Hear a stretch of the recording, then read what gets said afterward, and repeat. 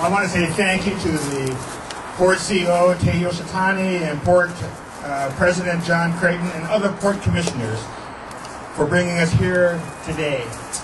I also have enjoyed working with Tay. We have another initiative, quite frankly. He and I are sharing the promotion of a program called the National Urban Fellows, which gives an opportunity for incredibly talented graduate students of color to be able to intern. And well, Tay and I found immediately the need to do that. So it's not just this trail, but there's been so much other, both personal as well as professional, that Tay and I have been able to share, and I enjoy the relationship very much.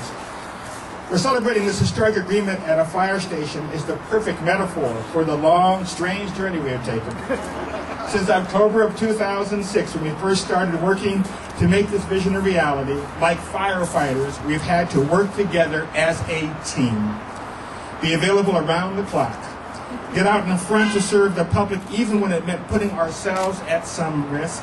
We have definitely been on the hot seat. But in the end, we've ensured that this irreplaceable 42-mile corridor stays in public ownership and is not broken up and sold off piecemeal for private development.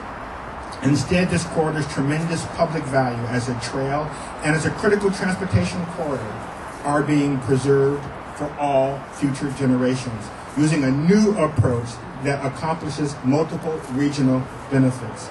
Since this effort began, we've worked with U.S. Senator Patty Murray, Burlington North and Santa Fe CEO Matt Rose, 2 port CEOs, 7 port commissioners, 9 county council members, and numerous stakeholders. This project did not lack input from any quarter. And in the end, that diversity of input, ideas, and support is what made this partnership possible, and I extend thanks to all of them. Thank you, County Council Chair Julia Patterson, who has dedicated years to this acquisition, and to the King County Council for approving this deal.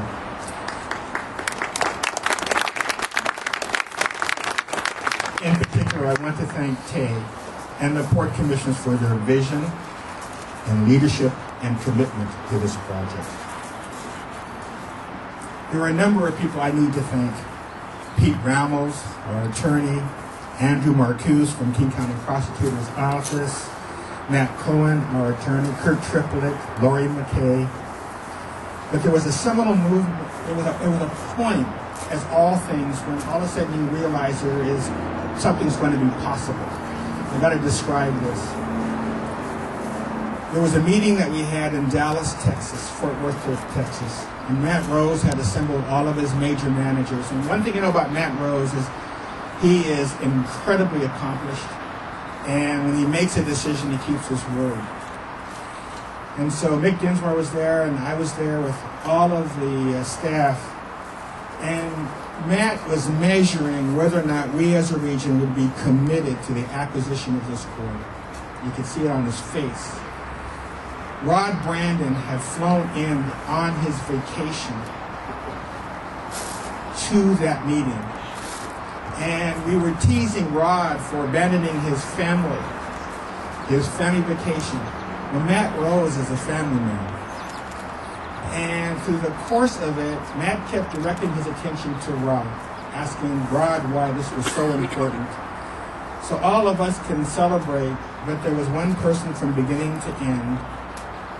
And to tell you how important Rod's presence was, Matt asked Mick and I to leave and had Rod and his staff assemble to begin to do this deal. So this is a very extraordinary work product of Rod Brandon. But I can also tell you that it was at that meeting and that relationship that was forged between Matt Rose, a superb CEO of a major transportation entity, and Rod Brandon that brought this deal to birth. So Rod, thank you for your incredible work.